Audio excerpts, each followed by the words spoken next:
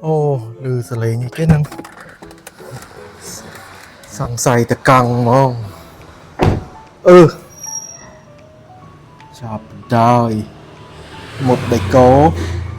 Chẳng mình lư xô sẽ lấy. Ok, chẳng ở lần ní nhóm màu đó, tập 4 dân đó, mơ sẵn. Tại sao nếu như một vật chất của mọi khối sẽ bỏ kháng chẳng nhóm đọc vì mơ sẵn. Tại vì một đọc nóng đưa gọi viêm một tạc khẻ tích tì.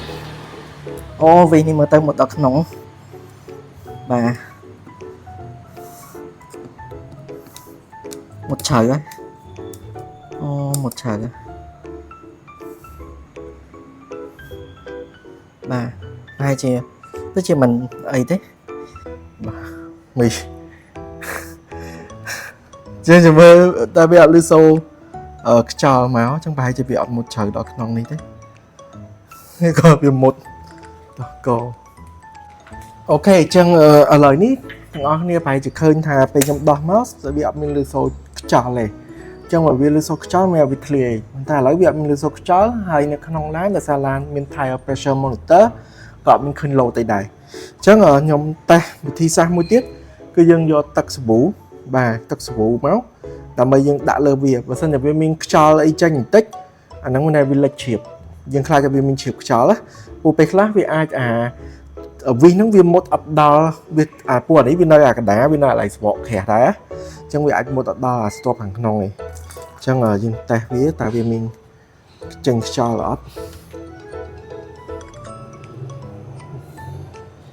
មើលទៅដូចជាអត់មានចេញអីទេ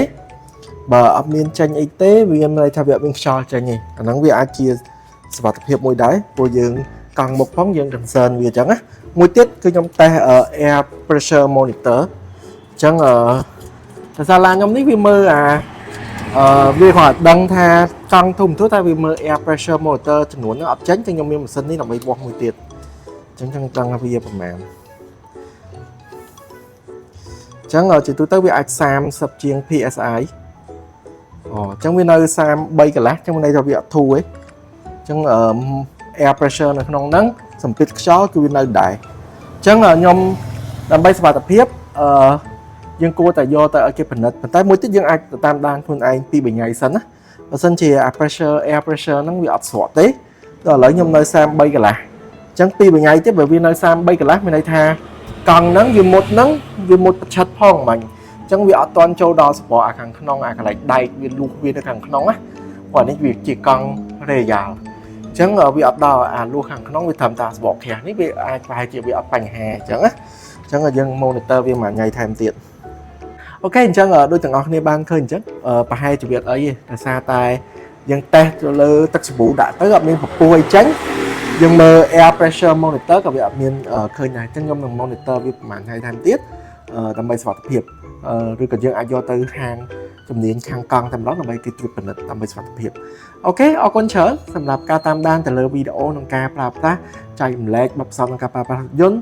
ហើយបើត្រូវការគ្រឿងតុបតែងរថយន្តស្អាតៗកុំភ្លេចឡានស្អាតអូខេជួបគ្នានៅវីដេអូក្រោយៗទៀតបាយបាយ